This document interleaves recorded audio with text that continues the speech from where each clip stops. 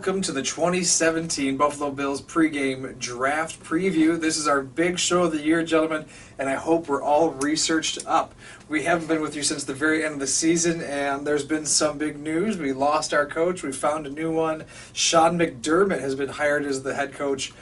Jared, we'll start with you. Your immediate, kind of late for immediate. Yeah. Now that you've had time to contemplate the change, right. What are your thoughts? I think I'm very average on it. That's probably the best way of putting it. I don't really have a strong opinion. I don't really have a weak opinion. I'm just like, okay, he seems like a serious guy. Let's see what happens. I'm more impressed with the coordinators, Rick Dennison and Leslie Frazier. Like, I'm glad we brought those guys in, and I was very impressed with that. Do you have anything to contribute? Or pretty blah. Oh, the clown show that was going on last year had to go. The Ryan brothers were just a circus. But when it comes down to it, McDermott, he seems like business all the way, which you guys were alluding to. I do think that the smartest thing is he's conveying a professional message, and that matters especially during the offseason. It seems like he's organized and he's ready to go with everything, so I hope he does well. Jared, if Sean McDermott is going to film a commercial on a two-man bicycle with anyone, who's it going to be? Leslie Frazier? His fishing hats? No, Doug Whaley. To try to prop him up looking good somehow. Look, Whaley's in the back. He's on a bike, yeah. Whaley's on the back. Yeah, he's on the back. He's not in the front. He's not steering. No. The most interesting news to me, because I thought for sure it was never going to happen, was that what we thought would be really best-case scenario with Tyrod is that we get him back for less money in a restructured deal. Yeah. Figuring that he would be the top free agent in the quarterback class, I thought that's just a pipe dream, but that's exactly what happened. Justin, did you see this coming, or why? Was it just the market too cold, or does he really like Buffalo? Hang on, let me pull up my crystal ball here, and it's not going to deceive me again. Yeah, it was right. I thought it was going to happen the whole way through, largely because they had him under contract. They could have kept him at the larger value. It would have just made the free agency a lot more lean. But when it comes down to it, a good quarterback has to go, all right, I'm bleeding my team dry. I need help around me so I can have better numbers and a better contract down the line. And that's exactly what's happened in this case. So yeah, I did see it happen, and that was the best case scenario, because what were we going to get? Tony Romo? Oh, wait, he's retired. Jay Cutler? No. Mike Glennon? No. It's just so shocking to me that we actually pulled it off, like something, a business savvy the Bills very rarely demonstrate. Then they pick up T.J. Yates as a very competent backup, savior. Too. A playoff game winner in T.J. Yates. I will say I am actually very happy with the T.J. Yates. He had Romo, or he has one fewer win than possible Hall of Famer Tony Romo. Any notable free agency losses or games that you want to talk about, Jared? We lost a lot of starters. And then we replaced them with a lot of question mark people. So we have replacements for everybody we lost. To be fair, the only true starter we lost that I would say wasn't a question mark was Gilmore.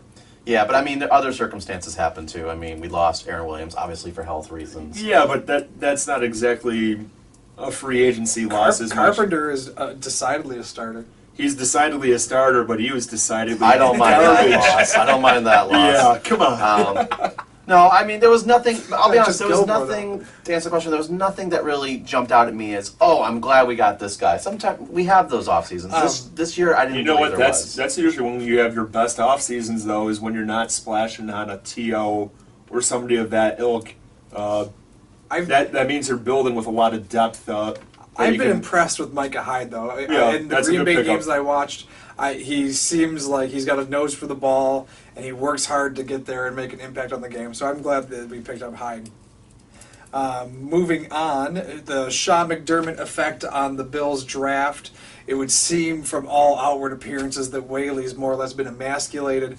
Justin, does McDermott put his stamp on it right away? Does he draft a quarterback, for example? Like, I live and die by my quarterback and I want to choose? Or is he looking to fill out some other needs on the offense? Honestly, they're kind of stuck with Tyrod for the next couple of years, for better or for worse. Drafting a quarterback does not solve anything there. Do you think Cardell's still being developed for the future, or is he a non-factor going forward? You know what? you won't know until August with that one, unfortunately. So, McDermott still has to evaluate him, that's true. Yeah, I would say you're hoping that they're going for the key needs, wide receiver, right tackle, linebacker, we're looking at an outside backer as a whole, and safety for that matter as well.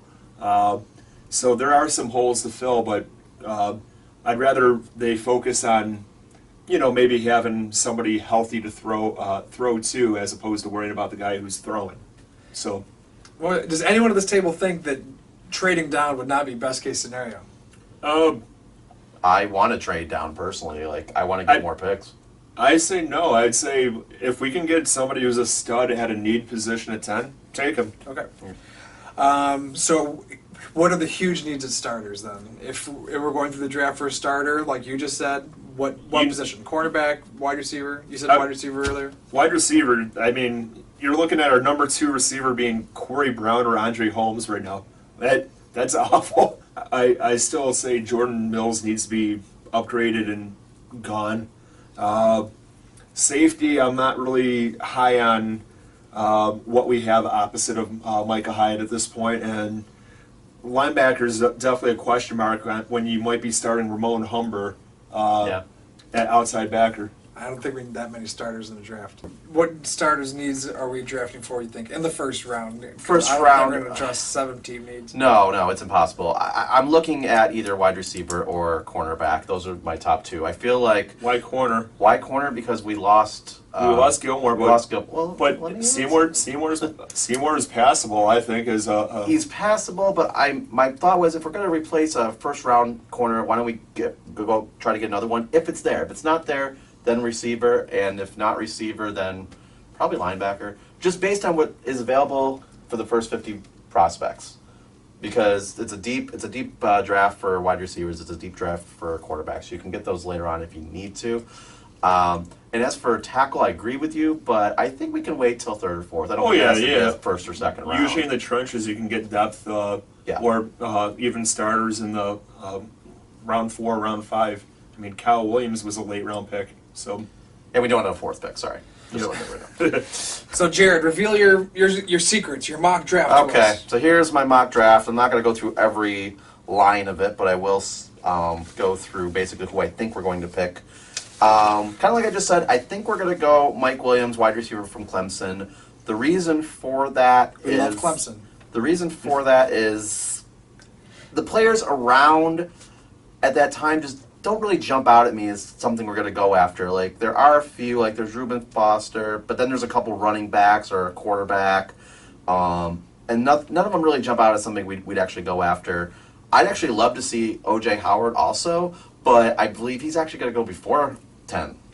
I realize having him up at 3 is insane, but I feel like the Bears are going to make some sort of a trade. I see the first 10 picks, guys, as like a trading carousel. I believe that there's going to be trading all around because where the picks are don't necessarily line up with needs, and I feel like they're going to try to flip-flop a little bit around there. So you're saying it's going to be like an NBA draft? I don't think there's going to be any trading or picking trades, but I do believe that there's going to be a lot of trading around, kind of like it was a few years back. And with drafting Mike Williams, we could never have too many Williams on the team, of course. Exactly. And let alone how many guys named Mike Williams. And second of all, I guess we have to start thinking about what we're going to do to keep Sammy Watkins around, because at this point, if you're him, why do you re-sign? All right, I'll go next. I have O.J. Howard dropping to 10, and the Bills taking him. We don't have the second wide receiver, as mentioned. We have LaShawn McCoy. Let's give him another weapon. Tyrod and Clay were having some chemistry coming down the stretch. Having a strong 2 tight end attack has proven to be matchups that defenses have trouble with. And I think we should just copy New England. Everything they do, really. They have had success to prove that their system is working. And there has been a rumor, I'm not sure if this is true, but there has been a rumor that if we were to get O.J. Howard, we would move Clay to our second wide receiver spot. I don't know, but that's something to think about. I would say, no, I think it'd be more of a New England type system there where you... 2 tight ends. More of an army setup than load up one side of the tight ends, set Sammy on the other side, make them choose who they're going to cover. For sure. You could. We're set up like a conservative offense, anyways, with Tyrod at quarterback. But throw in the trickery with the play action, and the bootlegs. What what I'm going to say is we had the 7th best offense in the league if you're going by scoring. Our defense was garbage. I'm going with a defensive pick that I think would be an immediate contributor, and that's why I'm going with Hassan Reddick of Temple at 10. I think that's where they need to be adding more talent. So. All right, well, that wraps us up for our draft preview. We'll be back for the draft review in a couple weeks.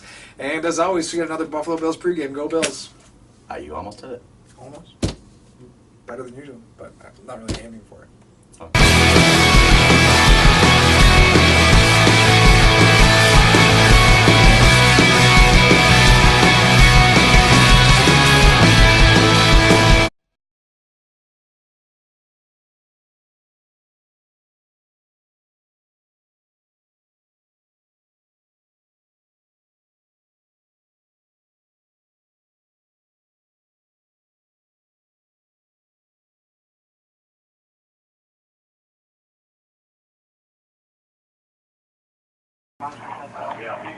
So we're drafting Malik Hooker from Ohio State, 10th overall. And yeah, we have a hooker on the Bills now. Congratulations.